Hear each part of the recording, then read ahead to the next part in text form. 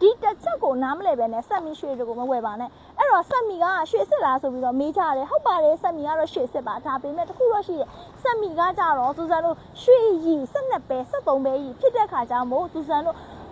ရောင်းပြီးတော့မှငွေကြေးလို့အပေါင်လက်ခံတဲ့ခါကျရင်အပေါင်တွေလက်ခံမှာမဟုတ်ပါဘူးနောက်တစ်ခုကကြတော့ဆက်မီကငွေကြေးပမာဏနည်းနည်းနဲ့ရွှေတဲ့တစ်ခုကိုဝတ်လို့ရတယ်ဒါအပြင်စူဇန်တို့တွေကပြန်ရောင်းတဲ့အခါမှာခဏလေးနဲ့ဒါအပြင်စူဇန်တို့ဝတ်နေတဲ့အခါမှာလည်းရွှေက quality ကျတာမျိုးတွေရှိတတ်တယ်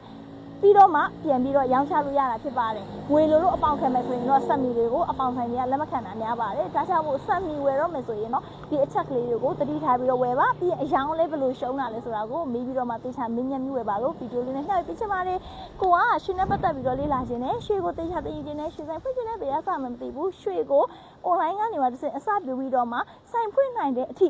ရောင်းချခြင်းနဲ့ဒါအပြင်ရွှေလုပ်ငန်းကိုလုပ်နေကြရင်နဲ့ချမ်းသာခြင်းနဲ့ဆိုရင်တော့စူဇန်စီမှာရွှေစက်ကြဝဠာရဲ့တင်နန်းအကြောင်းမှာရွှေနဲ့ပတ်သက်တဲ့တင်နန်းတွေအများကြီးရှိပါတယ်ဒီထဲကနေမှအခြေခံစနစ် moment ဒီတင်နန်းကနောက်လာမှဖွင့်မှာဖြစ်တဲ့ခါကျမှကိုယ်အနေနဲ့အထူးကျေးလုပ်ခြင်းနဲ့ဆိုရင်ဗီဒီယိုကို screenshot ပြီးတော့အမြန်လာ upload လုပ်ပါတယ်